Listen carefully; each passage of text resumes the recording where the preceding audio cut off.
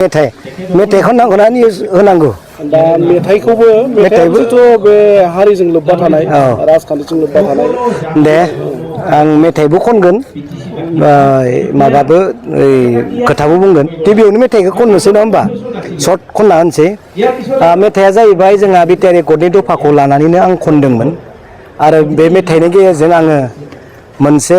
खावलायनाय आर'जसो आङो बुंनाय बायदि आं गावखौनो मोनदों आरो आं बेयाव रावखौबो गाज्रि रावजों सोंखारिनो सानाखै मेथाइआ बेनोमोन आं खनफिननो सानदों जुदि नोंथांमोना खननो होबायब्ला जे ओरै आरो मेथाइआ खोनाखाबायना आदामोन ने ओरैहाय जे बोरोथो आदा नोंनि एनायथिया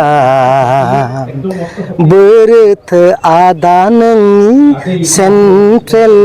इउनिभारसिटि बोरोथो आदा नोंनि उपेन्द्रनाथ ब्रह्म इउनिभारसिटि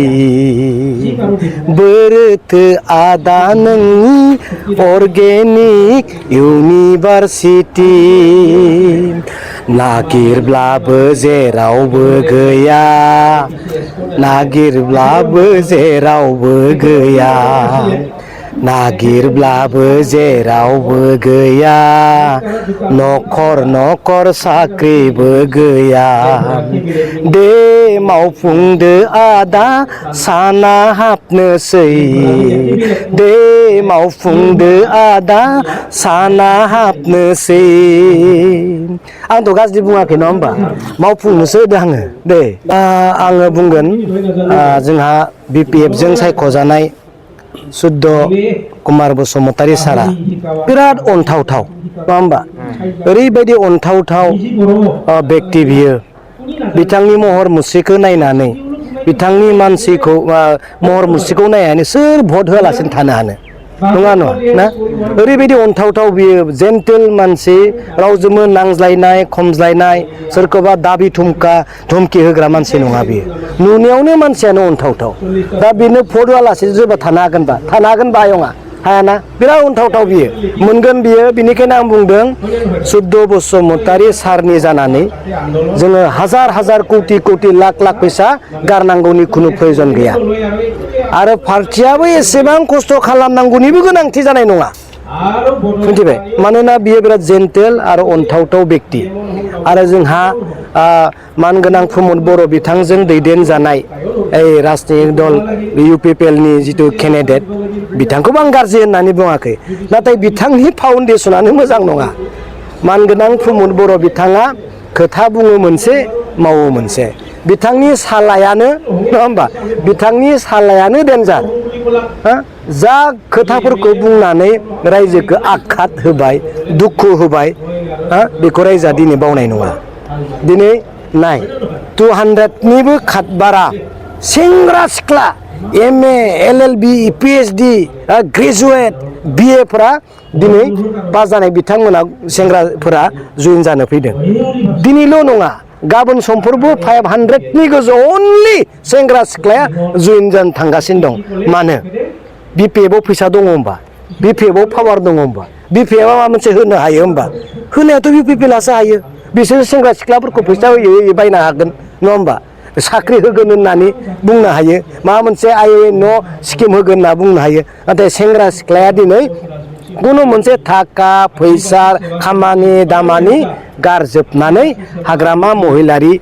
बिथांजों दिनै जइन जानो फैदों आरो सुद्ध बसुमतारीनि महर मुस्रि अनथावथाव महर मुस्रिखौ नुनानैनो दिनै जइन जानो फैदों मानो देरहाया जों थांनाय खनसेयाव देरहादोंब्रा बेफोरनि गुमुरखौ सोर मिथिनो नङा होमबा दाबो देरहागोन बिसोरो सोमोनांगोन जे एसेबां बाहेरनिफ्राय मन्त्रि MLA MPफोरा फैनानै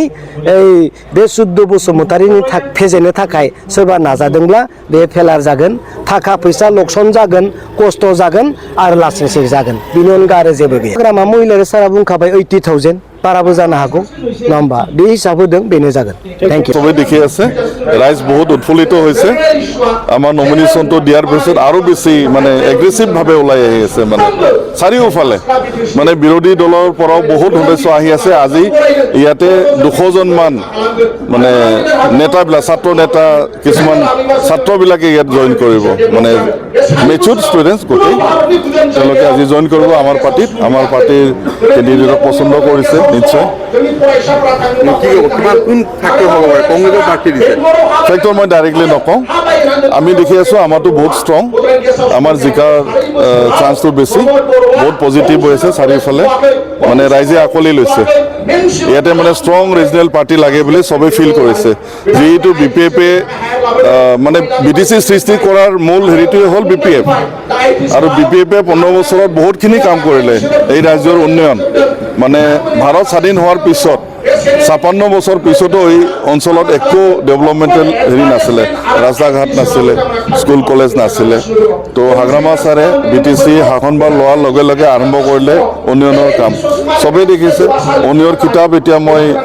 দিব প্ৰয়োজন নাই বুলি ভাবোঁ আৰু তেওঁলোকে এই 4 বছৰত কিবা কৰি চৰকাৰ গঠন কৰিলে মেজৰিটিটো আমি আছিলোঁ না